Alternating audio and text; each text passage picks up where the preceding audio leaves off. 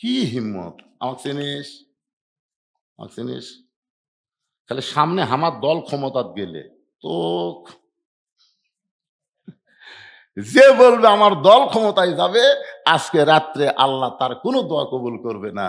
কারণ কোনো দল ক্ষমতায় যাবে না। সবসময় ক্ষমতায় আমার আল্লাহই থাকবে। ধরে কোন কথা ঠিক কি না? কারণ ক্ষমতার মধ্যে অন্য কাউকে ঢুকান যাবি? কথা কন না আরকের ভাই। মুশরিক মানে কি? সমস্ত ক্ষমতার মালিককে আল্লাহ কোরআনে বললেন, তাবারাকাল্লাযী বিয়াদিহিল মুলক ওয়া হুয়া আলা কুল্লি শাইইন কাদির। আমার ৫ মিনিট শ্বাসতলে গল্প করতেছে। আওয়ামী লীগ ক্ষমতা ছিল, আগামীতে বিএনপি ক্ষমতা আসতেছে। ৫ মিনিট শ্বাসতলে গল্প করতেছে। ৩-৪ বার এটা শোনার পর আমি বললাম, নাউজুবিল্লাহ, নাউজুবিল্লাহ, নাউজুবিল্লাহ। একজন দৌড়ে এসে আমার হাত ধরে কয়, হুজুর নাউজুবিল্লাহ কেন? আমি বললাম, তোরা শিরক করলি রে। বলে, শিরক কিভাবে হলো? আওয়ামী লীগ ক্ষমতা ছিল না? না। বিএনপি ক্ষমতাতে আসবি না? না। আমার ৩-৪ জন একটু রাগ করে, তাহলে কোন দল আসবি? আমি বললাম, কোন দলই আসবি না। হুজুর কোন দলই আসবি না? আমি বললাম, পাগলা, ক্ষমতার মালিক হচ্ছে আল্লাহ রে। আল্লাহ কাউকে ক্ষমতা দেয়, কিন্তু পুরাপুরি দেয় না। যার প্রমাণ হলো হাসিনা। জোরে কোন কথা ঠিক? কিভাবে আল্লাহ ধাবড়ালো দেখছেন? হায় হায়। এই জন্যে যদি আজকে এই লাইলাতুল বরাতে আমরা দোয়া কবুল করতে চাই, তাহলে কোন দল ক্ষমতায় আসবে না। সব সময় যিনি ক্ষমতায় আছে তিনি কে? আরো জোরে, জোরসে বলুন। তাহলে হুমকি দিবেন, তাহলে আমার দল ক্ষমতার যাক, তোর দোকান তুলে দেব। এই হুমকি দেওয়া মাত্রই ওই মুশরিক। একটু মনোযোগ দিয়ে শুনবেন। এখানে যারা আইছে, এখান থেকে বাড়ি যাওয়ার পর্যন্ত কোনো গ্যারান্টি নাই। এতটুকু বিশ্বাস আমরা করতে পারতেছি না, তাহলে অহংকারী কথা কোনোদিন জবান দিয়ে বের হবার পারে? আল্লাহ নবী বলেন, খাদিজা, আমার আগে যদি আপনার মৃত্যু হয়, আপনার ৩টা চাওয়াই আমি পুরা করব। মা খাদিজা দুনিয়া থেকে বিদায় নিলেন। যখন বিদায় নিল, আল্লাহ নবী খাদিজার লাশের কাছে বসে ছোট বাচ্চার মতন কাঁদলেন। এতই কান্দা, নবী কাঁদতেছেন। নবী নিষেধ করেছেন কেউ মারা গেলে কান্দা চলবে না, কিন্তু নবী আর নবী নাই। নবী একজন এতিম, নবী একজন স্বামী হয়ে বিবির লাশের কাছে কাঁদতেছে। নবী তাকায় দেখে বাহিরে খাদিজার পেট থেকে 4টা মেয়ে হয়েছে। সেই 4টা মেয়েও কাঁদতেছে। 3টা মেয়ের কান্নার শব্দ শোনা যায়। বড় মেয়ের নাম হলো জয়নাব, মেজো মেয়ের নাম হলো রোকেয়া, আর 3য় মেয়ের নাম হলো কুলসুমা, আর 4র্থ মেয়ের নাম হলো খাতুনে জান্নাত ফাতেমা। রাসূল চোখের পানি মুছে দেখে 3টা মেয়ে কাঁদতেছে জোরে জোরে, কিন্তু ফাতেমা কাঁদতেছে, চোখ দিয়ে পানি পড়তেছে, গাল বয়ে বয়ে, এমনকি থুতুনি পর্যন্ত ভিজে মাটির পানি পড়তেছে, কিন্তু কান্নার কোনো শব্দ শোনা যায় না। আল্লাহ রাসূল 3টা মেয়ের মধ্যে ফাতেমাকে ঘরে ডাকলেন, ফাতেমা, তোমার মা দুনিয়া থেকে বিদায় হয়ে গেছে, তুমি একটু আমার কাছে আসো তো মা। ফাতেমা যেই মাত্র নবীর কাছে গেল, আল্লাহ নবী ফাতেমাকে বলতেছে, ফাতেমা রে, তোমার মা দুনিয়া থেকে বিদায় নেওয়ার আগে আমাকে 2টা ওসিয়ত করেছে, ওসিয়ত পালন করা হলো ওয়াজিব। ফাতেমা বললেন, বাবা কি ওসিয়ত করেছে? আল্লাহ নবী বললেন, 1 নম্বর ওসিয়ত হলো তোমার মাকে তুমি একা একাই গোসল করান লাগবে, অন্য কেউ সঙ্গে রাখা যাবে না। ফাতেমা বলতেছেন, বাবা আমার আরো 3টা বোন আছে, ওদেরকে যদি সঙ্গে না নেই ওরা মন খারাপ করবে। আল্লাহ রাসূল বললেন, কে কি মন খারাপ করলো ওইটা কোনো ব্যাপার না, কারণ ওসিয়ত পালন করা হলো ওয়াজিব। 2 নম্বর ওসিয়ত হলো তোমার মাকে তুমি একা একাই কাফনের কাপড় পরায় দিবা, অন্য কাউকে সঙ্গে নেওয়া যাবে না। ফাতেমা বললেন, বাবা আমার মাকে কাফনের কাপড় পরানোর সময় আমার 3টা বোনকে কি সঙ্গে নেওয়া যাবে না? রাসূল বললেন, তোমার মা ওসিয়ত করেছে তুমি শুধু একা একাই গোসল করাবা, একা একাই কাফনের কাপড় পরাবা। এখান থেকে বোঝা গেল ওসিয়ত করা যায় আছে না নাই? এ জোরে কান আছে না নাই? আপনি ওসিয়ত করবেন মরার আগে, ওসিয়ত করবেন আমি মরে গেলে কোনো বেনামাজি যেন আমার কবর খুঁড়তে না পারে, এইরকম ওসিয়ত করবেন। দরকার হলে 5 জন নামাজিকে আপনি হাদিয়া দিয়ে দিয়ে বলবেন, ভাই আমি যদি মরে যাই যতই কষ্ট হোক তোমরা আমার কবরটা খোঁড়ো, কারণ বেনামাজি কবর খুঁড়লে ওইটা কবর থাকে না, ওই কবরটা যেন জাহান্নাম হয়ে যায়। কারণ বেনামাজি মুসলমান না। ধরে কারণ বেনামাজি কি নয়? এ কথা কর না, কিন্তু বাপের কথা বলতেছি। বেনামাজি কি নয়? মুসলমান নয়। আমাদের এলাকায় দেখেছি কেউ মরে গেলে ওরাই 5 জন, গোটা এলাকার মধ্যে যত কবর খুঁড়বে ওরা 5 জন চুক্তি লিছে। কেউ মরে গেলে এসে কয় আমার বাপ মরছে, আগে 5 প্যাকেট সিগারেট দে। 5 জনক 5 প্যাকেট সিগারেট দিছে। ওরা কোদাল টোদাল জ্বালিয়ে গোরস্থান গেছে, সিগারেট ধরে যায় যাই কবর দাগ দিয়ে দিচ্ছে, ওর মুখত একটা সিগারেট। যাই কবরে কোদাল মারতেছে, ওর মুখত একটা। যাই কবর সমান করতেছে ওই একটা। যাই মাটি টেনে তুলতেছে, ওর মুখতে একটা। যাই বসে থাকায় গোয়েন্দারি করতেছে, এই কবর দেখা হচ্ছে শত, ওই একটা। তা আপনারা বলেন 5টা সিগারেট যদি একটা গোরস্থানে একসাথে টানে, ওই জায়গাত কোনো ফেরেশতা থাকবে? কথা কয় না পারে। ফেরেশতারা কি দুর্গন্ধ সহ্য করা পারে? তো গোরস্থানের সব ফেরেশতা রাস্তার দিয়ে খাড়ায় আছে। আল্লাহ বলতে চাই ফেরেশতাই গোরস্থান বাদ দিয়ে রাস্তাত কেন? আল্লাহ যে হারে বিড়ি টানতেছে, এই দুর্গন্ধ তো আমরা থাকতে পারতেছি না। এখন চিন্তা করেন 5 প্যাকেট সিগারেট খাতে খাতে কবর খোঁড়া শেষ। কবর খোঁড়া শেষ হচ্ছে, কিন্তু কবরের এলাকার থেকে বিড়ির গন্ধ কি শেষ? কারণ যে লোক বিড়ি খায় তার কাপড়ও গন্ধায়, যে লোক বিড়ি খায় ওই যে ঘরত থাকে ও ঘরও গন্ধ, যে লোক বিড়ি খায় ওর বালুসও গন্ধ, খেতা গন্ধ, কম্বল গন্ধ। আর এখন 5 প্যাকেট সিগারেট খেয়ে কবর খড়িছে, ওই মাটির মধ্যে সিগারেটের পাচা পড়ে আছে, ওই কাঁচা মাটির মধ্যে ধোঁয়া ছেড়ে দিছে, তখন ওই মাটি কাঁচা মাটির মধ্যে গন্ধ আটকে দিছে। এখন কবরে মাটি দিয়ে সবাই যখন চলে গেছে, মুনকির নাকি তো এখন ঢুক পেরছে কেরে বিড়ি বিড়ি গন্ধ। এখন আল্লাহর হুকুম ঢোকা লাগবি, আল্লাহর হুকুম কি ঢোকা লাগবি। ওরা 2 জন নাক ধরে ঢুকিছে, নাক ধরে ঢুকে ওর চুল ধরে টানে তুলছে। তখন বলতেছে, ভাই আপনারা কারা ভাই? আমরা মুনকির। তো মুনকির নাকি প্রশ্ন বাদ এই শয়তান, কোন বিড়ি খোর তোর কবর খুললো? দুনিয়ার একটা বাড়ি, যেই বাড়িতে থাকতে পারবি না, সেই বাড়ি যদি ভালো মিস্ত্রি দিয়ে তৈরি করে নেস, 2তলা 3তলা বাড়ি ভালো মিস্ত্রি না করলে বাড়ি ফাটন ধরবে। দুনিয়ার বাড়ি থাকা যাবে না, সেই বাড়ির জন্য ভালো মিস্ত্রি খুঁজিস। আর যেই কবরে 50,000 বছর থাকা লাগবে, সেই কবরের বাড়ি বানানোর জন্য তোর ভালো মিস্ত্রি চোখত পড়েনি কি? এই জন্যে মরে গেলে যাই তাই যেন গোসল না করায়। কোন ব্যক্তি যখন মারা যাবে, মসজিদের মুয়াজ্জিনকে আপনারা 3,000 টাকা হাদিয়া দিবেন, 5,000 টাকা হাদিয়া দিবেন। হাদিয়া দিয়ে আপনার বাপকে আপনার দাদাকে গোসল করায় নেবেন, বা আপনিও মরার আগে মুয়াজ্জিন সাহেবকে হাদিয়া দিয়ে বলবেন, কারণ আপনাদের গ্রামে যত মানুষ আছে সমস্ত মানুষের চাইতে উত্তম মানুষ হলো মসজিদের মুয়াজ্জিন। ঠিক করলেও ঠিক, না করলেও ঠিক, মুয়াজ্জিন থেকে পছন্দ হচ্ছে না। আল্লাহ রাসূল বেলালকে কাছে ডাকতে বললেন, বেলাল আমি যখন লাইলাতুল মিরাজে জান্নাতের মধ্যে ঢুকতেছিলাম, আমি জান্নাতে ঢোকার পরে আমার বাম সাইডে খড়ম পা দিয়ে কে যেন জোরে জোরে হেঁটে যায়।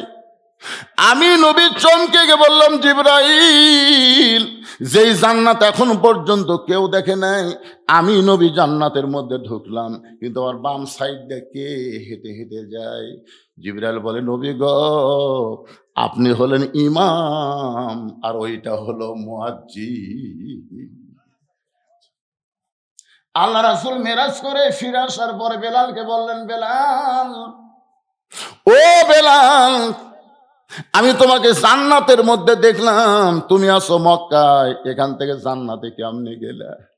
বেলাল বলে, রাসূলুল্লাহ, আমার একটা আমল হলো, অজু যাওয়ার সঙ্গে সঙ্গে অজু করি, অপবিত্র অবস্থায় একটা মুহূর্ত আমি থাকতে পারি না। রাসূল বলে, বেলাল রে, এই আমলের কারণে আল্লাহ তোমাকে ওরা ফায়না লাকা যিকরাক এত সম্মান দিয়েছে। যখন 5 ওয়াক্ত নামাজ কায়েম হয়ে গেল, বেলালকে আল্লাহর পক্ষ থেকে যখন মুয়াজ্জিন করা হলো, একদিন মদিনায় হাজার হাজার সাহাবীদের মধ্যে আল্লাহ নবী বেলালকে কাছে ডাক দিয়ে বললেন, বেলাল দেখি তুমি আমার একটু কাছে দাঁড়াও। হযরত বেলাল যখন নবীর কাছে দাঁড়াইলো, নবী বলেন, বেলাল রে, আমার চাইতে তোমাকে খাটো দেখা যায়। বেলাল বলে, হুজুর আপনি হলেন ইমাম, আমি হলাম মুয়াজ্জিন, আপনার চাইতে তো আমি খাটো হবই। রাসূল বলে, বেলাল এই দুনিয়াতে তুমি ইমামের চাইতে খাটো হলে কি হবে, হাসরের ময়দানে আল্লাহ তাআলা ইমামের চাইতে মুয়াজ্জিনের মাথা উঁচু করে দিবে। শুধু মাথা উঁচু করবে না, আল্লাহ কুদরতি হাত দিয়ে মুয়াজ্জিনের মাথায় একটা নূরের টুপি পরায়া দিবে।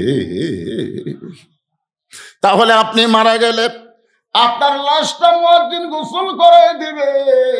আপনার 14 গোষ্ঠীর মধ্যে যদি কোনো আলেম না থাকে, তাহলে মসজিদের ইমামকে আপনি বলবেন, হুজুর আমার জানাজার নামাজটা আপনি পড়াবেন।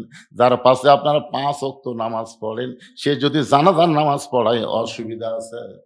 কারণ 5 ওয়াক্ত নামাজ হলো ফরজে আইন, আর জানাজা হলো ফরজে কিফায়া।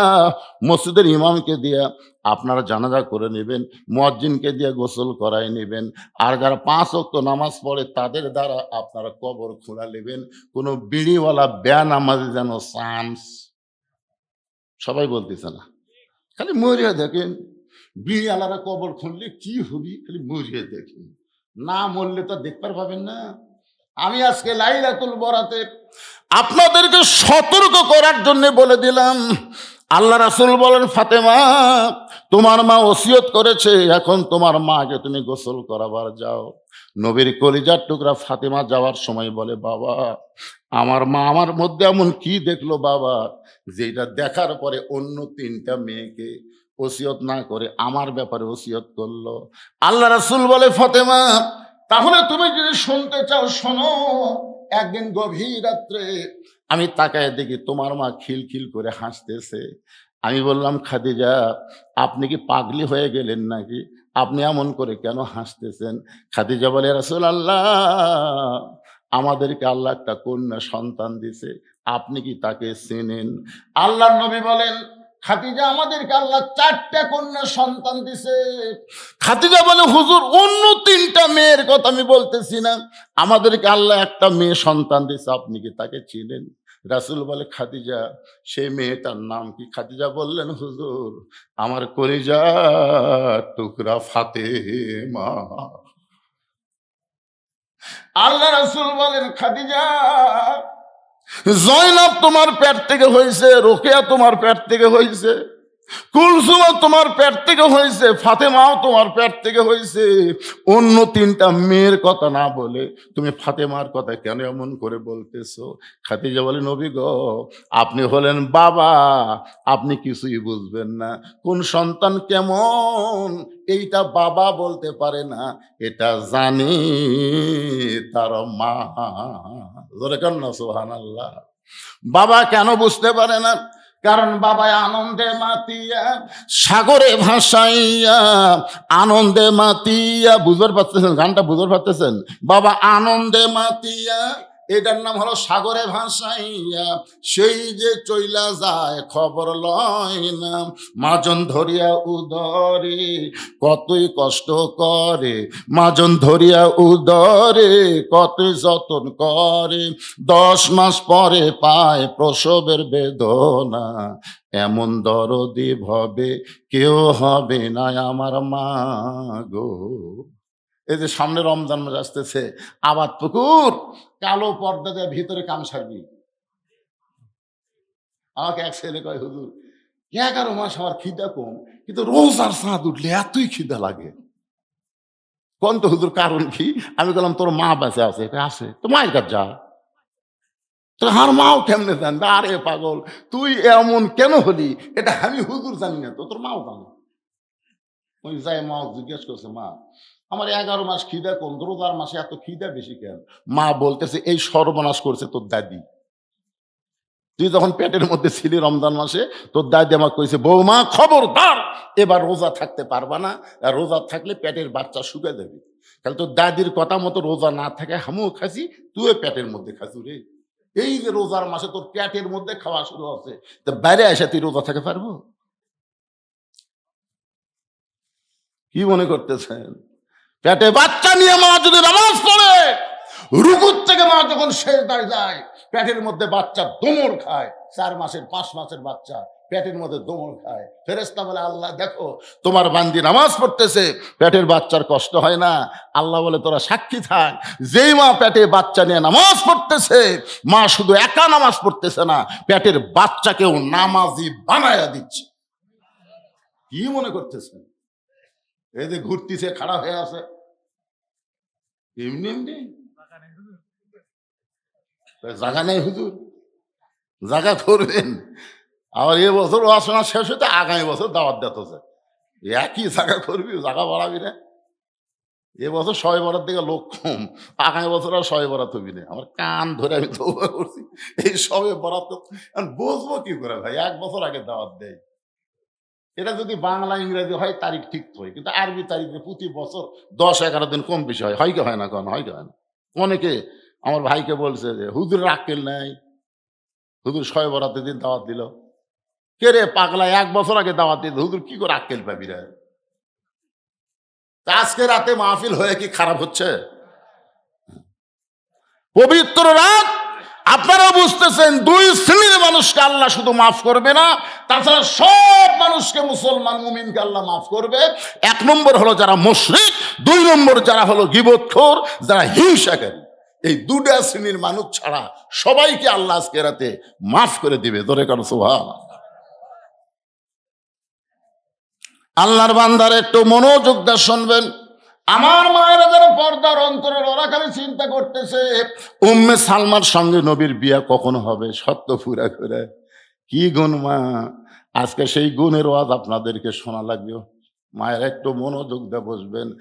খাদিজা বলতেছে, ইয়া রাসূলুল্লাহ, ওই জয়নাব যখন আমার পেটের মধ্যে ছিল, তখন আমার পেটের বড় হয়ে গেছিল, পেটের ওজনও পর্যন্ত বেড়ে গেছিল। এই জয়নাব বড় মেয়ে যখন প্রসব হলো, আমি খাদিজা তখন প্রসব ব্যথায় বেহুশ হয়ে গেছিলাম। আমার দ্বিতীয় মেয়ে রোকেয়া যখন আমার পেটের মধ্যে আসলো, আমার পেট উঁচু হয়েছিল, পেটের ওজন বেড়ে গেছিল। এই রোকেয়া যখন জন্ম নিল, তখন আমার প্রসব ব্যথা এত বেশি হলো। কুলসুমা যখন আমার পেটের মধ্যে থাকলো, আমার পেটটা উঁচু হয়েছিল, পেটের ওজন পর্যন্ত বেড়ে গেল। আমার কুলসুমা যখন দুনিয়াতে ভূমিষ্ঠ হইল, আমি শুধু প্রসব ব্যথা পাইনি গো নবী, রক্ত পর্যন্ত আমার ঝরেছে। কিন্তু আল্লাহর শপথ করে বলতেছি, আমার কলিজার টুকরা ফাতেমা যখন আমার পেটের মধ্যে আসলো, আমার পেট উঁচু হয়েছিল, কিন্তু পেটের মধ্যে কোনো ওজন পাই নাই। ওই ফাতেমা যখন দুনিয়া ভূমিষ্ঠ হইল, আমি কোনো প্রসব ব্যথা বুঝতে পারি নাই। আমার ফাতেমার জন্য কোনো ধাত্রী লাগে নাই, একা একা ফাতেমা দুনিয়াতে আসলো। আমি মা হইয়া তাকায় দেখি ফাতেমা তার 2টা হাত নিজের ইজ্জতের উপর দিয়া দুনিয়াতে ভূমিষ্ঠ হইল। আমি মা হইয়াও কোনোদিন ফাতেমার ইজ্জত 2 চোখে দেখতে পারি নাই। আমার তখন থেকে বিশ্বাস, এই ফাতেমা সাধারণ কোনো মেয়ে না। ওই ফাতেমা যদি আমারে গোসল করাইয়া দেয়, ফাতেমা যদি আমাকে কাফনের কাপড় পরাইয়া দেয়, ওই পবিত্র হাতের পরশ যদি খাদিজার দেহের মধ্যে থাকে, আর যাই হোক কবরের আযাব আল্লাহ আমাকে কম দিবে।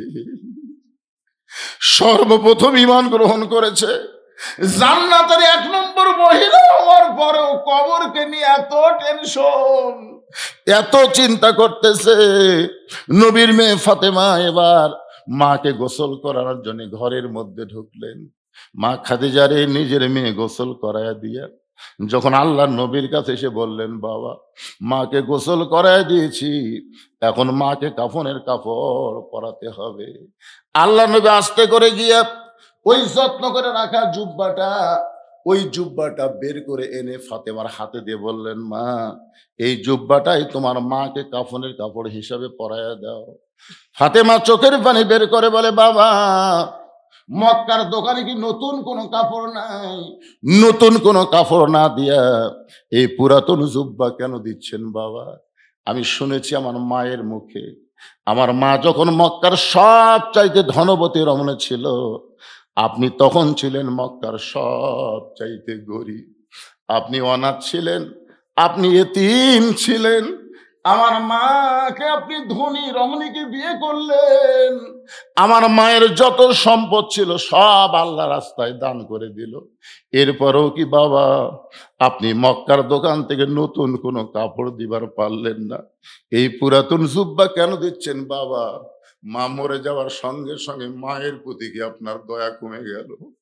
আল্লাহ রাসূল বলে, ফাতেমা রে, এই জুব্বা আমি তোমার মাকে দিচ্ছি না মা, এই জুব্বা আমি তোমার মাকে দিচ্ছি না, বরং তোমার মা এই জুব্বা আমার কাছে চাইছে। এই জুব্বা দুনিয়ার সাধারণ কোনো জুব্বা নয় ফাতেমা, এই জুব্বার সাথে আল্লাহর কোরআনের সম্পর্ক রয়েছে। আপনারা বলেন তো, যার সাথে আল্লাহর কোরআনের সম্পর্ক থাকে তার দাম বাড়ে না কমে? আরো জোরে বলেন, বাড়ে না কমে? আগামী 12 তারিখে আমাদের বাংলাদেশে একটা নির্বাচন হবে। মানুষের আইন দিয়ে, আল্লাহর কোরআন দিয়ে একটা খেলা শুরু হবে। সেই খেলায় আমরা যদি কোরআনের সঙ্গে থাকতে পারি, তাহলে আল্লাহ দুনিয়াতে আমাদের দাম বেড়ে দিবে, আখিরাতেও আমাদের দাম বাড়াবে। কারা কারা আল্লাহর কোরআনের সঙ্গে সম্পর্ক করতে চান, দুইটা হাত তুলে আমার আল্লাহরে দেখান। লিল্লাহে তাকবীর। হাত নামান। এখানে অনেকে চিন্তা করতে, হুজুর আমি বিএমপি করি, আমি আওয়ামী লীগ করি, আমি এই করি, আমি সেই করি। বিএমপির ভাইয়ের আপনারা জানেন না, বিএমপির যিনি প্রতিষ্ঠাতা তিনাকে যখন হত্যা করা হলো ওই চিটাগাঙ্গের সার্কিট হাউসে, হত্যা করার পরে আপনারা অনেকেই জানেন না, তার কাছে একটা ব্রিফকেস পড়েছিল। সবাই মনে করেছিল ব্রিফকেসের মধ্যে অনেক ডলার আছে, অস্ত্রপাতি থাকতে পারে, ব্যাংকের চেক থাকতে পারে, না জানি কি অমূল্য সম্পদ আছে দুনিয়াবি। এইটা মনে করে চিটাগাঙ্গে ব্রিফকেস খোলে নাই। ওই ব্রিফকেস ঢাকায় নিয়ে এসে যখন খুললো, গোটা ব্রিফকেস খুলে দেখা গেল দুইটা মাত্র জিনিস, একটা হলো জায়নামাজ আর একটা হলো আল্লাহর কোরআন। একটা হলো জায়নামাজ, একটা হলো কোরআন। শহীদ প্রেসিডেন্ট জিয়াউর রহমান যে কত বড় আল্লাহর ওলি ছিল, তিনি ধর্ম নিরপেক্ষতাকে কবর দিয়া বিসমিল্লাহির রহমান রহিম দিয়া সংবিধানের শুরু করলো। ইসলামী মূল্যবোধের সরকারকে গঠন করে সর্বদলীয় একটা দল সৃষ্টি করলো। জোরে কোন কথা বল না কেন ভাইজান? তার স্ত্রী বেগম জিয়া গোটা পৃথিবীর ভিতরে এখন পর্যন্ত যত জানাজা হয়েছে, বেগম জিয়ার মতন মানুষ কারো জানাজাত হয় নাই। শহীদ জিয়ারও হয়েছে, তখন মিডিয়া ছিল না, মানুষ এত প্রচার পায় নাই, কিন্তু বেগম জিয়ার জানাজায় এত মানুষ হলো, আলেম ওলামা হলো। অনেকে হিসাব করে বলেছে 2 থেকে 2.5 লক্ষ আলেম পর্যন্ত তার জানাজায় সামিল হয়েছিল। এটা কেন হয়েছে ভাই? কারণ যতদিন তিনি ছিলেন ক্ষমতার চেয়ারে, আল্লাহ দিয়েছিল কোন আলেমদের হাতে কোনোদিন তিনি হাত করা পড়ান নাই। তিনি আলেমদের সম্মান করেছেন। তাই বলবো, বিএনপি করো আর যেই দলই করো, আমরা কোরআনের মাহফিলে এসেছি এই কোরআন শুধু ওয়াজ শোনার জন্য না, বাস্তবে আল্লাহর কোরআনকে আমরা গ্রহণ করতে চাই। জোরে বলেন কথা ঠিক কি না?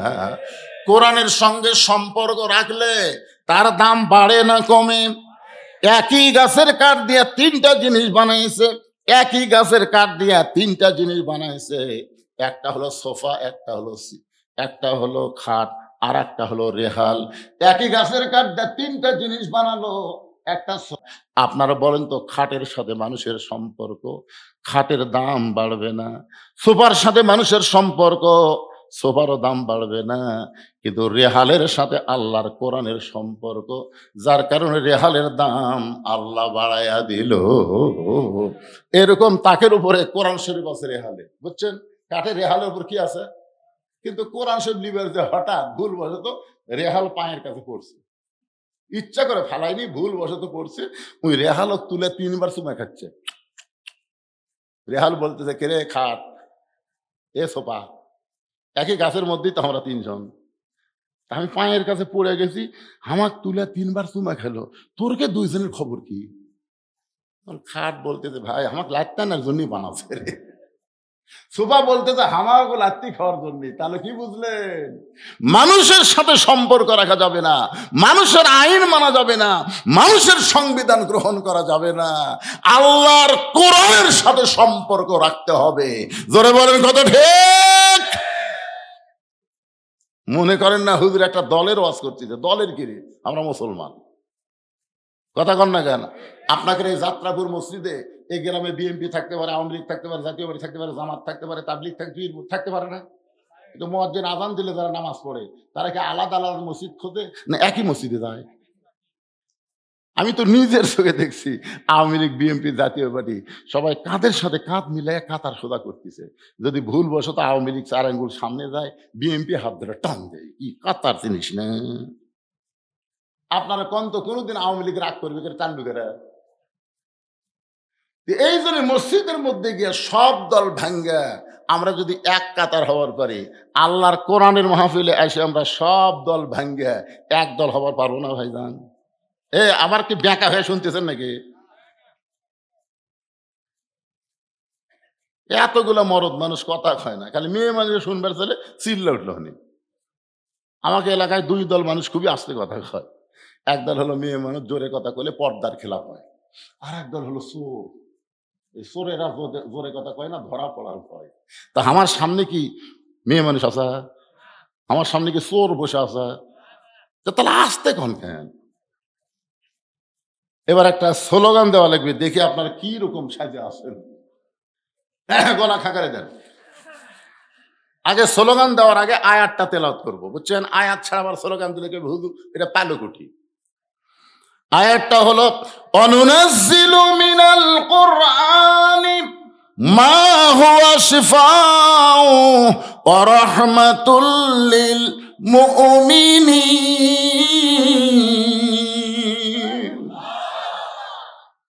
এর এখন বাংলা স্লোগান হলো, সব সমস্যার সমাধান আপনার বলবেন দিতে পারে আল কোরআন। সব সমস্যার সমাধান, এর চাইতে জোরে পারবেন না। কে রে যারা খাড়া হয়ে আছো, তোমরা কি দিবা না? তোমরা দিচ্ছ? মাশাআল্লাহ, সবাই দিবে। সব সমস্যার সমাধান আল কোরআনের আলো, লিল্লাহে তাকবীর, সুবহানাল্লাহ। এক তাকবীরেই শয়তান এলাকা ছাড়া চলে গেছে, আর এই তাকবীর ওয়ালার জন্য আল্লাহ জান্নাতের দরজা খুলে ধরেছে। সালামুন আলাইকুম তিবতুম ফাদখুলুহা খালিদিন। আল্লাহ নবী বললেন, ফাতেমা, এই জুব্বা দুনিয়ার সাধারণ কোনো জুব্বা নয় মা, এই জুব্বার সঙ্গে আল্লাহর কোরআনের সম্পর্ক রয়েছে। এই জুব্বা আমি দেইনি মা, তোমার মা এই জুব্বা আমার কাছে চাইছে। ফাতেমার সঙ্গে সঙ্গে জুব্বাখানা নিয়ে, এই জুব্বাখানা নিয়ে সামনে সামনে হাঁটতেছে, আর আল্লাহর নবী পিছনে পিছনে হাঁটতেছে।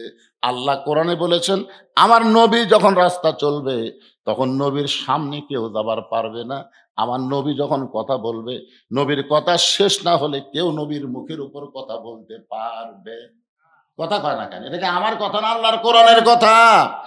তাহলে ফাতেমার সামনে সামনে, আল্লাহ নবী পিছনে পিছনে হাঁটতেছে।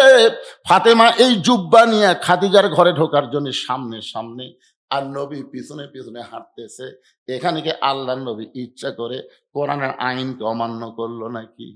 যে মেয়ের সামনে দিয়া নবী পিছনে পিছনে হাঁটার কারণ হলো একদিন হাজারো সাহাবীর মধ্যে আল্লাহ রাসূল বললেন, তখন হাসান আর হোসাইন নবীর দুই ধারে বসেছিল। নবীর সবসময় দুই ধারে যে দুইটা নাতি বসে থাকতো তাদের নাম কি? হাসান হোসেন দুই ধারে বসে আছে। এমন সময় আল্লাহ নবী সাহাবীদের বলতেছে, রে আমার সাহাবীরা, আমার বড় মেয়ের নাম হলো জয়নাব, আমার মেজো মেয়ের নাম হলো রোকেয়া, আমার ছোট মেয়ের নাম হলো কুলসুমা। রে সাহাবীরা, আমার বড় মেয়ের নাম হলো জয়নাব, আমার মেজো মেয়ের নাম হলো রোকেয়া, আমার ছোট মেয়ের নাম হলো কুলসুমা। সাহাবীরা সবাই চিন্তা করতেছে, নবীর মুখের উপর তো কথা বলা যাবে না, নবীর যে আর একটা মেয়ে আছে, নবী সেই মেয়ের কথা বলতেছে না। নবী তৃতীয়বার যখন বলতেছে, আমার বড় মেয়ের নাম হলো জয়নাব, আমার দ্বিতীয় মেয়ের নাম হলো রোকেয়া, আমার তৃতীয় মেয়ের নাম হলো কুলসুমা, সঙ্গে সঙ্গে হাসান হোসেন দুই ভাই বলতেছে, সজাই, আমাদের মা গরিব বলে আমাদের মায়ের কথা নানার মনে নাই। নানা তিনবার তিনটা মেয়ের কথা বলে, কিন্তু আমাদের মা গরিব বলে আমাদের মায়ের কথা কয় না ভাই, আমরা আর এখানে থাকবো না। হাসান হোসেন গলা ধরে দুইজন যখন যাবার চাই, নবী দুইজনের হাত ধরে টান দিয়া বুকের মধ্যে দিয়া কপালে আর গালে চুমা খায়, বলে, ভাই রে, তোদের মা ফাতেমা আমারও মা। সমস্ত সাহাবেরা বলে, ইয়া রাসূলুল্লাহ, ফাতেমা আপনার মা কেমনে হয়? ফাতেমা তো আপনার মেয়ে, তাহলে মা কেমনে হয়? রাসূল বললেন, তাহলে শোনো, ওই তাইফের ময়দান থেকে রক্তমাখা শরীর নিয়ে আমি যখন মক্কা ছেড়ে আসলাম, ওই বছর আমার চাচা আবু তালেব দুনিয়ার থেকে বিদায় নিয়েছে, ওই বছর আমার দরদের বিবি খাদিজাও দুনিয়ার থেকে বিদায় নিয়েছে। আমার রক্তমাখা শরীর নিয়ে আমি যখন ঘরের মধ্যে বসেছিলাম, এমন সময় আমার তিনটা মেয়ে জয়নাব আর রোকেয়া কুলসুমা, এরা তিনজন ঘরের মধ্যে ঢুকে বলতেছে, বাবা, রক্তাক্ত হয়ে তায়েফ থেকে আপনি মক্কায় ফিরে আসলেন, বাবা, এই কষ্ট আপনি কেমনে সহ্য করবেন? আমরা নিষেধ করেছিলাম তাইফে যাবেন না, এরপরও তাইফে গেলেন, তাইফের মানুষ ভালো না বাবা, এত পাথর মারলেই কষ্ট কেমনে সহ্য করবেন? রাসূল বলেন, সাহাবীরা রে, এভাবে কথা বলে তিনটা মেয়ে যখন আমার ঘর থেকে বের হয়ে যায়, এমন সময় সবচাইতে ছোট মেয়ে কলিজার টুকরা ফাতেমা ঘরের মধ্যে ঢুকি দরজা বন্ধ করে দেয়। যেই দরজা বন্ধ করে চাই বললাম, ফাতেমা, তুমি কেন দরজা বন্ধ করলা? ফাতেমা বলে, বাবা, মুসা নবীর জন্য আল্লাহ সাগরকে রাস্তা বানায় দেয়, ইব্রাহিম নবীর জন্য আল্লাহ নমরুদের আগুনকে শান্তির বাগান বানায় দেয়, আর আমার বাবার জন্য আল্লাহ তাইফের পাথর তুলা বানাবার পারে না। ও বাবা, আমি মায়ের মুখে শুনেছি, আপনি যখন মায়ের পেটে ছিলেন তখন আপনার বাবা মারা গেছে, আপনার যখন 6 বছর বয়স তখন আপনার মা মারা গেছে। বাবা, আমি মনে করেছিলাম আল্লাহ আপনাকে দেখবার পারে, কিন্তু আজকে দেখতেছি আপনি তো আপনার কাজে যাননি বাবা, আপনি তো আল্লাহর কলেমার দাওয়াত নিয়ে তাইফে গেলেন। তাহলে আল্লাহর কাজ করতে গিয়ে আল্লাহ আর আমি বসে আছে, আর আমার বাবার দেহ রক্তাক্ত হয়ে গেছে, আমার কলিজা দিয়ে রক্ত ঝরতেছে। রাসূল বলে, সাহাবীরা রে, ফাতেমা যখন বলতেছে আমার কলিজা যে রক্ত ঝরতেছে, হঠাৎ ঘর থেকে পাগলির মতন বের হয়ে যায়। আমি তাকাই দেখি উঠানি উনানি পানি গরম করে জয়তুনের তেল গরম করতেছে, ঘরের মধ্যে আবার ঢুকে দরজা বন্ধ করে এক টানে আমার মাথা উড়াতের মধ্যে নিয়ে আমার গায়ে রক্ত মাখা জুব্বা খুলে যত জায়গায় তাইফবাসী পাথর মারছে, সাহাবীরা রে শোনো, ওই গরম পানির মধ্যে নরম কাপড় চুবড়াইয়া চুবড়াইয়া আমার গোটা দেহ পরিষ্কার করে দিয়া ওই নরম আঙ্গুলের মধ্যে জয়তুনের গরম তেল নিয়ে যখন মালিশ করে দেয়, আমি নবী আর নবী নেই, ফাতেমার উরাতকে বালিশ বানায় কখন যেন ঘুমায় গেছি। ওই ঘুমের ঘরে আমি স্বপ্নে দেখি আমার মা আমেনা আমার শিওরের পাশে দাঁড়ায় আছে। এত বছর পরে মা আমেনাকে দেখে আমি বললাম, মা, আইসেন যখন আর আপনাকে যাইতে দিব না। আমি স্বপ্নকে বাস্তব মনে করে যখন আমার মায়ের হাতটা চাইপা ধরেছি, এমন সময় ফাতেমা আমার কপালে চুমু চুমা খায়, ওই ফাতেমার চোখের লোনা পানি আমার চোখের মধ্যে ঢুকে ঘুমটা ভেঙে যায়। আমি বললাম, ফাতেমা তুই সব সময় কেন কাঁদতেছিস? ফাতেমা বলে, বাবা আমি কান্দি না, আপনি আমাকে কান্দান। আপনি স্বপ্নে মা বলে আমার হাতটা চাইবা ধরছেন বাবা, এখন পর্যন্ত আমার হাতটা চেপে ধরে আছেন। রাসূল বলে, ফাতেমা রে, স্বপ্নে যদি মা বলে তোর হাতটা চাইবা ধরি মা, তাহলে তুই শুধু আমার মেয়ে না, তুই শুধু আমার মেয়ে না, তোর ভিতরে লুকিয়ে আছে আমার মা আমেনা। শুধুমাত্র মায়ের সম্মান করে ফাতেমারে সামনে সামনে আল্লাহর নবী পিছনে পিছনে হাঁটতেছে। খাদিজার ঘরের মধ্যে ফাতেমা জুব্বা নিয়ে যেই মাত্র ঢুকলো, সঙ্গে সঙ্গে আল্লাহর নবী দরজা বন্ধ করে দিয়েছে। নবী যখন দরজা বন্ধ করে দিল, ওই জুব্বাখানা ফাতেমা খাদিজাকে পরানোর পরে যেই মাত্র দরজা খোলে, নবী তাকায় দেখে ফাতেমা মুস্কি মুস্কি হাসতেছে। ফাতেমার মুখের হাসি দেখে আল্লাহর নবী চমকে গিয়ে বললেন, ফাতেমা কানতে কানতে জুব্বা কাফন পরানোর জন্য মায়ের ঘরে ঢুকলি মা, কিন্তু হাসতে হাসতে তুই কেন দরজা খুললি? ফাতেমা বলতেছে, বাবা কানতে কানতে কেন ঢুকলাম আপনি জানেন, হাসতে হাসতে কেন বের হলাম আপনি জানেন। আল্লাহ রাসূল বলে, ফাতেমা কানতে কানতে তুই ঢুকলি আমি জানি, কারণ মেয়ে তার মাকে কাফনের কাপড় পরাবে, অবশ্যই কানবে, কিন্তু হাসতে হাসতে দরজা খুললি মা, এটা আমি নবীও জানি না। ফাতেমা বললেন, বাবা আমি মনে করেছিলাম আপনি বাহিরেও জানেন ভিতরেও জানেন। রাসূল বলে, ফাতেমা তুই কেন হাসতে হাসতে দরজা খুললি, আমি নবী জানি না। ফাতেমা বলতেছে, বাবা আপনি কি জানবার চান? নবী বলতেছে, অবশ্যই জানতে চাই। আমার কলিজার টুকরা ফাতেমা হাসতে হাসতে কেন দরজা খুললো জানতে চাই। ফাতেমা বললেন, তাহলে আপনি বসেন, আমি হাসতে হাসতে কেন দরজা খুললাম আমি মেয়ে হইয়া বাবাকে জানাবার চাই। ধরে কর সুবহানাল্লাহ। সঙ্গে সঙ্গে আল্লাহ নবী বসে গেলেন। ফাতেমা কি কারণে হাসতে হাসতে দরজা খুললেন, আল্লাহর নবী শুনবে। আর নবীর উম্মতের আপনারা যারা বসে আছেন, আপনারা শুনবেন না? কারা কারা শুনবেন? আল্লাহকে একটু হাত দেখান তো দেখি। লিল্লাহু আকবার, হাত নামান। আজকে লাইলাতুল বরাত, পবিত্র ফজিলতের রাত। ভাইজান আমার মা বোনদের জন্য উম্মে সালমার ওয়াজ আমি রেখে দিয়েছি। আপনার মনে করেন না আমাকে 9:30টায় তুলে দিছে বলে আমি 10:30টায় ওয়াজ শেষ করবো, তা কিন্তু না। আমি ঘড়ি দেখি, টাইম পাইনি, কটা বাজবে, 11:30টা বাজতেছে। তার মানে অনেক সময় হয়ে গেছে, আমি আরো ওয়াজ করবো, অসুবিধা আছে? কিন্তু আল্লাহ নবী বসে আছে। ফাতেমা হাসতে হাসতে কেন দরজা খুললো, নবী শুনবার চাই। তো নবী শোনার জন্য যদি বসে থাকে, আপনারও 10টা মিনিট বসে থাকেন। আর এই 10টা মিনিটের মধ্যে এই মাহফিলের জন্য আমি কিছু হাত পাতাই আপনাদের কাছে। প্রতি বছর মাহফিল করা লাগবে। এখানে আসার পরেই শুনলাম একজন আল্লাহর বান্দা আগামী বছর 2.5 মণ মাছ দান করে দিছে, কিন্তু তার নাম বলে নাই। আমরা শুধু তার জন্য দোয়া করব যে এই নিয়ত করেছে আল্লাহ যেন তাকে মাছের মধ্যে বরকত দেয়, ব্যবসার মধ্যে বরকত দেয়, হায়াতের মধ্যে বরকত দেয়। সকলে বলে আল্লাহুম্মা আমিন।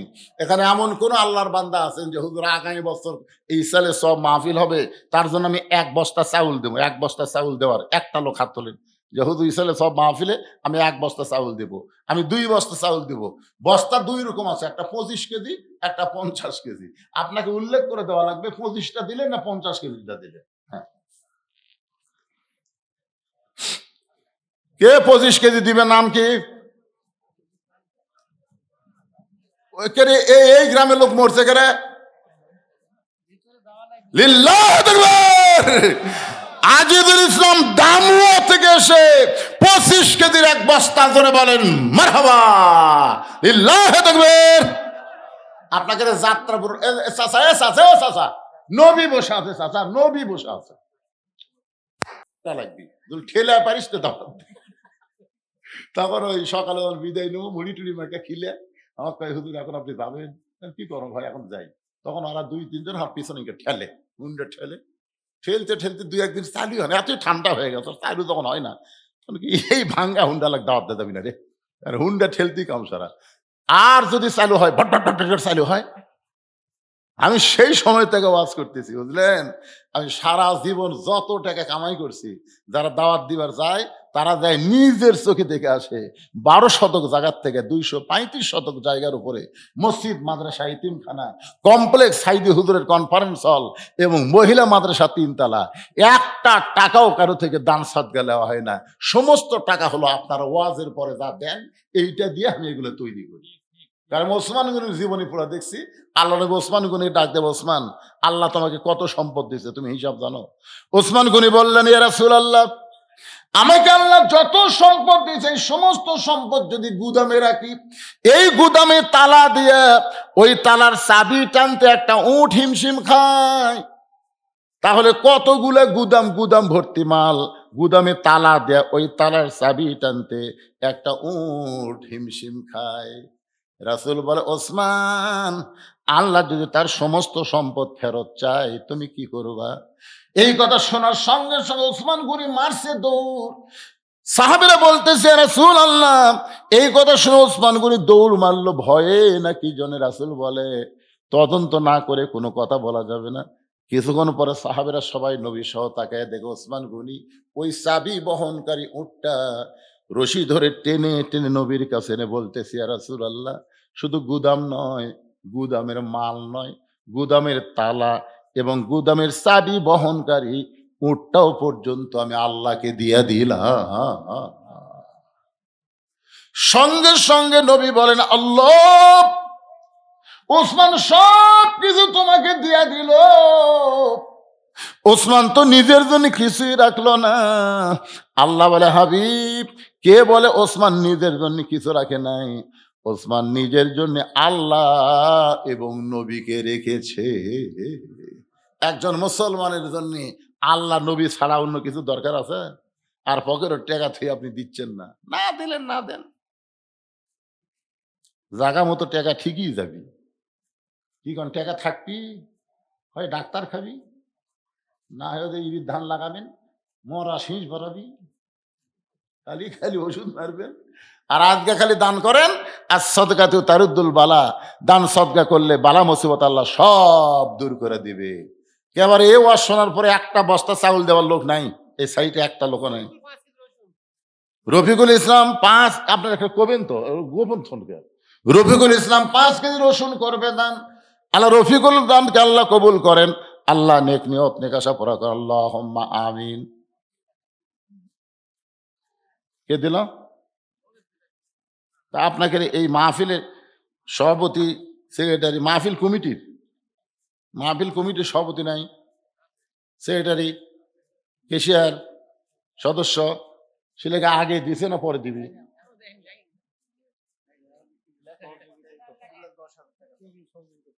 তো তাহলে চাওয়ার দরকার কি? তুমি আবার দিবে? ও আচ্ছা। মোজাফর বাড়ি কোন জায়গা পায় না? এই যাত্রাপুরের মোজাফর কেবল সেতিছে, ঈদের সামনে বসে আছে, মানে কিছু বুঝতে। 1 বস্তা চাউল 25 কেজি, ধরে বলেন মারহাবা। হ্যাঁ, তো আমার ভাই বলতেছে, এই এই যাদের নাম বললাম, সভাপতি, সেক্রেটারি, কেশিয়ার, সদস্য, এনাকের সাহায্যই তো হয়। তো ইনারা দিয়েই যদি হয় তাহলে বাইরের লোক ইচ্ছা করলে কিছুই না। ভাই যান, এই গ্রামে কোনো প্রবাসী নাই, এই গ্রামে কোনো প্রবাসী নাই। একটা প্রবাসীর বাপ ভাই চেতে রাখে, এরা বাইরে কি কষ্টে আছে, খালি দান করেন, দোয়া করে দেব আল্লাহ এই লাইলাতুল বরাতের রজনীর ওসিলায় প্রবাসী যারা আছে তাদের শরীরকে আল্লাহ যেন ভালো রাখে, কামায় যেন আল্লাহ বেশি বেশি বরকত দিয়ে দেয়। কি কোন আজকে দোয়া আল্লাহ কবুল করবি না? হ্যাঁ, এই গ্রামের জামাই ভুট্টু। এ বাবা ভুট্টু, তোমার ভালো নাম কি ময়না? ভুট্টু করে ডাকে। এই গ্রামের জামাই ভুট্টু মিয়া 50 কেজি চালের একটা বস্তা, ধরে বলেন মারহাবা। হ্যাঁ, এখন এই মাহফিল কমিটির ছেলেদেরকে বলবো, তোমরা ব্যাগ এখন ভিতর দাও, যাও, 10 টাকা, 20 টাকা, 50 টাকা, 100 টাকা, যিনি যা পারবে আল্লাহর হস্তে দান করবেন।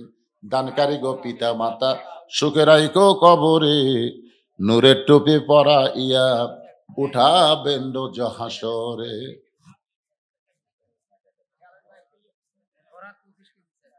ফরহাদ কোন গ্রামে বাড়ি? এই গ্রামের ফরহাদ 25 কেজি চাউল করবে দান, 1 বস্তা চাউল দান করবে। আল্লাহ ফরহাদের দানকে আল্লাহ আপনি কবুল করেন। ওনার জামাই 1000 টাকা দান করবে।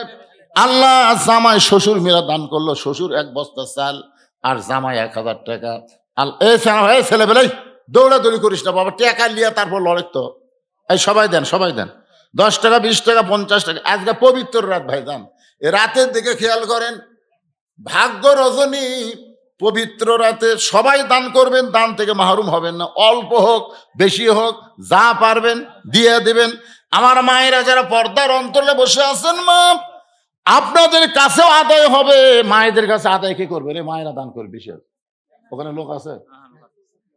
আমার মায়ের বিশ্বস্ত লোক পাঠাবেন, আবার টেকালি আর একদিকে যেন না যায়। আমার মায়েরা আল্লাহর রাস্তায় আপনারাও দান করবেন।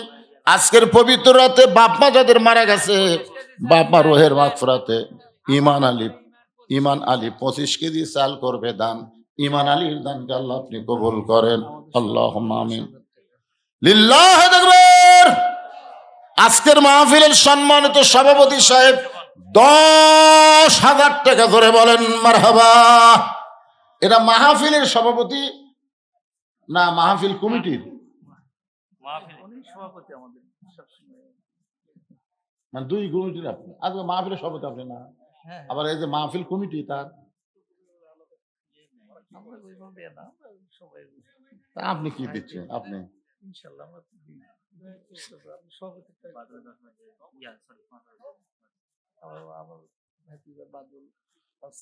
আপনার ভাতিজা বাদল জি,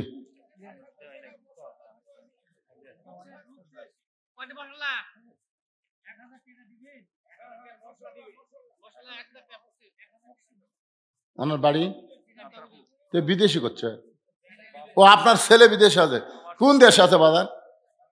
আল্লাহ আপনার ছেলেকে ভালো রাখুক, কামাই বরকত দেখ। বাবা 1000 টাকার মশলা দান করলো, আল্লাহ দানকে কবুল করেন। জোরে কোন আমিন।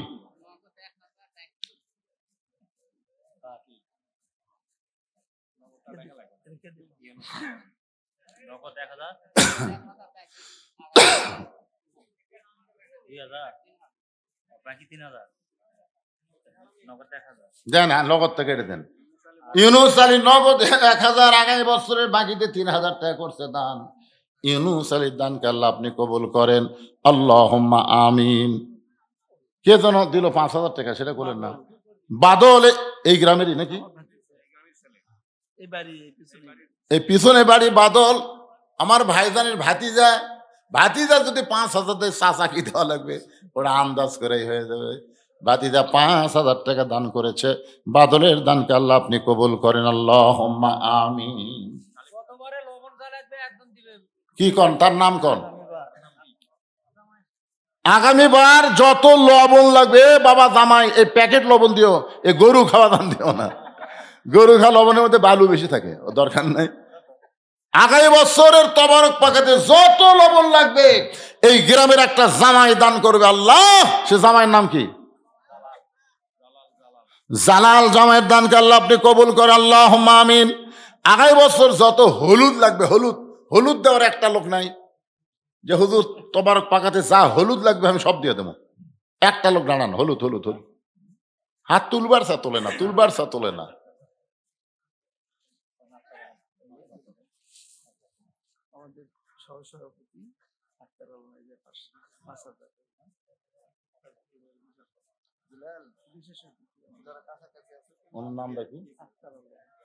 আক্তার আলম আজকের মাহফিলের সম্মানিত বিশেষ অতিথি সাহেব 5000 টাকা ধরে বলেন মারহাবা। কে হলুদ দেওয়ার একটা লোক নাই? কে কে কে জানালেন? কি নাম বাবা?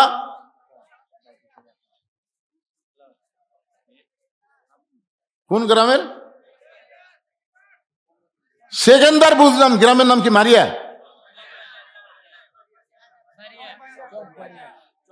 চকবাড়িয়ার সেকেন্দার। যত হলুদ লাগবে সব হলুদ দান করবে, আল্লাহ তার দানকে কবুল করেন। আগামী বছরে যত মরিচ লাগবে কাঁচা শুকনা একজন দেন। আগামী বছরে যত মরিচ লাগবে একজন বলেন, বলেন আল্লাহর একজন বান্দা বলেন। বরকত দেওয়ার মালিক আল্লাহ, বরকতের রাত আছে। যাত্রাপুরের মাহবুবুর রহমান 10 কেজি আদা করবে দান। আল্লাহ মাহবুবের দানকে আল্লাহ আপনি কবুল করেন, আল্লাহুম্মা আমিন।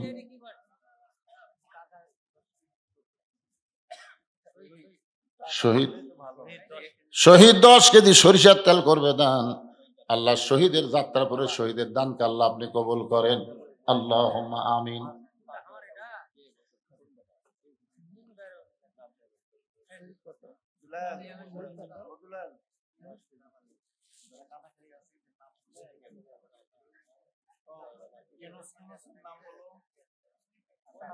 এতক্ষণ ধরে আদায় করা যাবে না তো, এত লম্বা আদায় করা যাবে? হ্যাঁ, যারা দিবেন খামাখা দেরি করতেছেন কেন? এই ছেলেরা, এই যুবকেরা দান করে না, খালি মোবাইলের নেট কিনে, একটা ছেলেও দান করে না। আজকে পবিত্র রজনীরে পাগল, সমস্ত বিপদ আপদ মুসিবত থেকে আল্লাহ যেন সবাইকে হেফাজত করে। যেরকম আমিন। একটু জিকির করেন লা ইলাহা ইল্লাল্লাহ, জোরে লা ইলাহা ইল্লাল্লাহ, লা ইলাহা ইল্লাল্লাহ, লা ইলাহা ইল্লাল্লাহ, লা ইলাহা ইল্লাল্লাহ, লা ইলাহা, লা ইলাহা ইল্লাল্লাহ মুহাম্মাদুর রাসূলুল্লাহ। ইউনুস আলী শামসুল আলম সরকার 5,000, ইউনুস 5,000 টাকা দান করেছে। আল্লাহ দানকে কবুল করেন, আল্লাহুম্মা আমিন।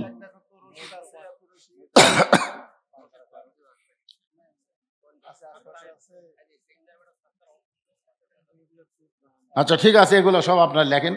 আর আদায়ের জন্য আমি বলবো না, এখন টানা ওয়াজ করা লাগবে কিছুক্ষণ। এই বাবা, তোমরা আবার ক্যামেরা চালু করে দাও, আর আদায় শেষ। হ্যাঁ, চালু করে দাও। কারণ এমন এক জায়গা, নবী বসে আছে, ফাতেমা হাসতে হাসতে দরজা খুলেছে।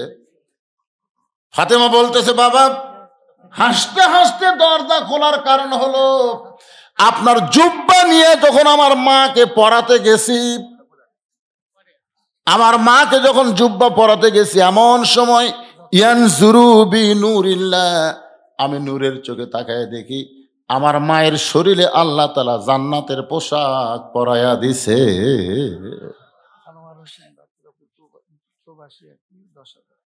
আনোয়ার হোসেন যাত্রাপুর প্রবাসী 10,000 টাকা দান করবে। আল্লাহ তার দানকে কবুল করেন, আল্লাহ নেক নিয়ত নেক আশা পরাক, আল্লাহুম্মা আমিন।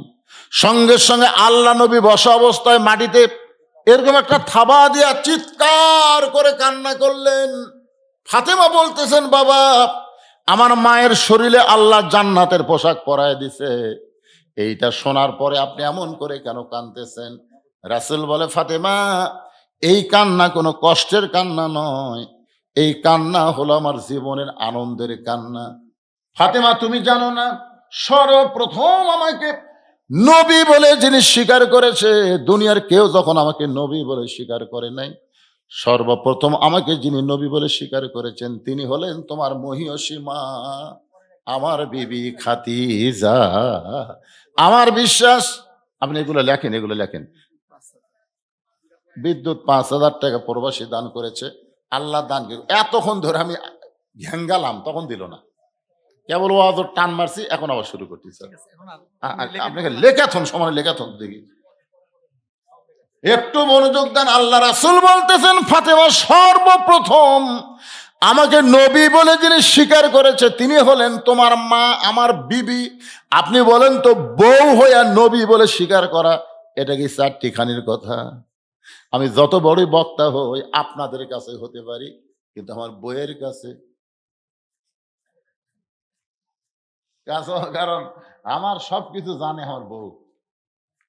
কিন্তু খাদিজা সর্বপ্রথম নবী বলে স্বীকার করার কারণ হলো আল্লাহ নবীর ভিতরেও যা বাহিরেও তাই। এই কারণে আল্লাহ বলেছেন, লাকাদ কানা লাকুম ফি রাসূলিল্লাহি উসওয়াতুন হাসানাহ। সফলতা যদি অর্জন করতে চাও, দুনিয়ার সব নেতারে বাদ দিয়া মোহাম্মদ রাসূলকে তোমাদের আদর্শের নেতা হিসাবে গ্রহণ করে না। আমার নেতা, তোমার নেতা, যাই বলবার চাচ্ছেন না, মুখতা করছেন না, মরিয়া দেখেন। আছেন আমার মুক্তার, আছেন আমার ব্যারিস্টার, শেষ বিচারের হাইকোর্টেতে তিনি আমায় করবেন পার। আমি পাপী, তিনি জামিনদার।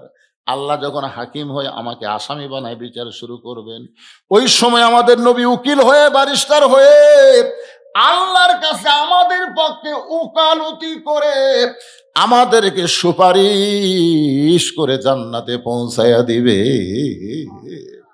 আহ, সেই নবীকে নেতা বলতে কি শরম লাগতেছে? আমার নেতার চরিত্র ফুলের মতন পবিত্র, খোঁজলা দেখেন নামাজ পড়ে না, একক তো ওরই পাশে ঘুরতিছে ঘরে। জাগা মতো মায়ের হবি, কিন্তু সাউন্ড হবি না, কথা কন না কেন? এই জন্য একটু মনোযোগ দা বলতে হবে ভাইজান।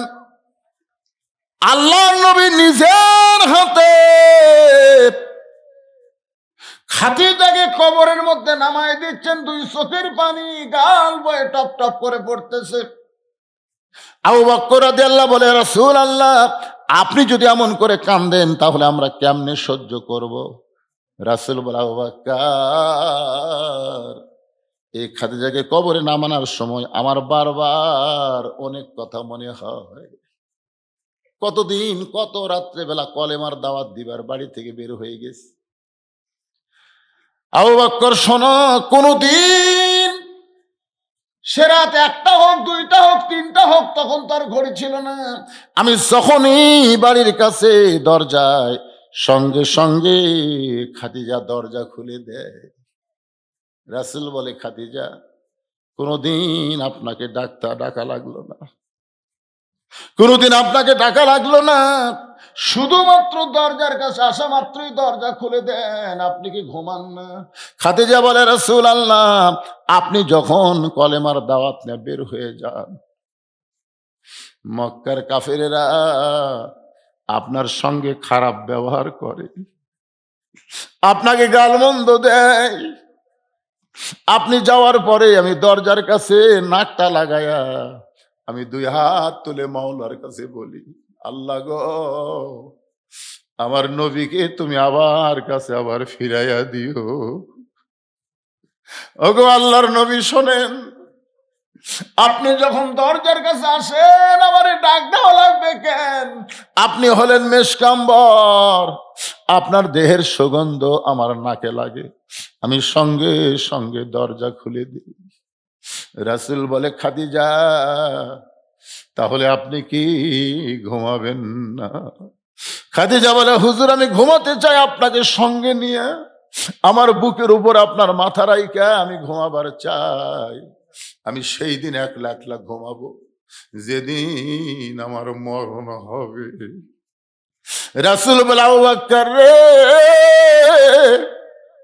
আমার খাদিজা আজকে একলা একলা কবরের মধ্যে ঘুমাবে, আমার মন চাইলেও আমি ঘুমাতে পারবো না, এই কারণে চোখ দিয়ে দর দর করে পানি পড়তেছে। কবরে মাটি দিয়ে সবাই যখন কবর ছেড়ে চলে যায়, আল্লাহর নবী খাদিজার কবর ছাড়েন না। ঘন্টার পর ঘন্টা চলে যায়, কবরে আল্লাহ মুনকির নাকির পাঠায় না। এক সময় নবী বলে, আল্লাহ আমার খাদিজার কবরে কি আপনি মুনকির নাকির পাঠাবেন না? আল্লাহ বলে, হাবিব আপনি মুনকির নাকির কবরে যাবে, প্রশ্ন করবে, খাদিজা উত্তর দিবার পারবে না, আর এইটা দেওয়ার জন্য আপনি দাঁড়িয়ে আছে। ওগো আল্লাহ নবী শোনেন, আপনি যেমন খাদিজাকে ভালোবাসেন আমি আল্লাহ তেমন ভালোবাসি। নবী বলে, আল্লাহ খাদিজা আমার বিবি হয়, এই কারণে খাদিজাকে ভালোবাসি, কিন্তু খাদিজা আপনার কে হয় গো আল্লাহ? আল্লাহ বলে, হাবিব আপনি যখন ঘুমাইয়াছিলেন আমার বান্দি খাদিজা ঘুমায়নি। আপনি নবী ঘুমায় গেছিলেন কিন্তু আমার বান্দি খাদিজা ঘুমায়নি। ওই অন্ধকার কবরকে স্মরণ করে খাদিজা চোখের পানি বের করে কেঁদেছে। কবরে আসার আগে যারা কবরকে স্মরণ করে কান্দে, আর কবরের পাথেয় জোগাড় করে যারা কবরের মধ্যে আসে, তাদের কবরে মুনকির নাকির যায় না, আমি আল্লাহ তাদের পক্ষে উত্তর দিয়া দে। কিন্তু যেদিন ডাক পড়িবে, কিন্তু যেদিন ডাক পড়িবে কবর মাঝে যাইতে, জোগাড় কিছু করছো বন্ধু তার মাঝে বিছাইতে। বাবা, যে কোনো সময় আমাদের মৃত্যু হবে। আজকে লাইলাতুল বরাতে আমরা আল্লাহর কাছে ওয়াদা করি, আর কয়েকদিন পর রমজান মাস আসতেছে। আল্লাহ রাসূল রজবের চাঁদ ওঠার সঙ্গে সঙ্গে বলতেন, আল্লাহুম্মা বারিক লানা ফি রজব ওয়া শাবান ওয়া বাল্লিগনা রমাদান।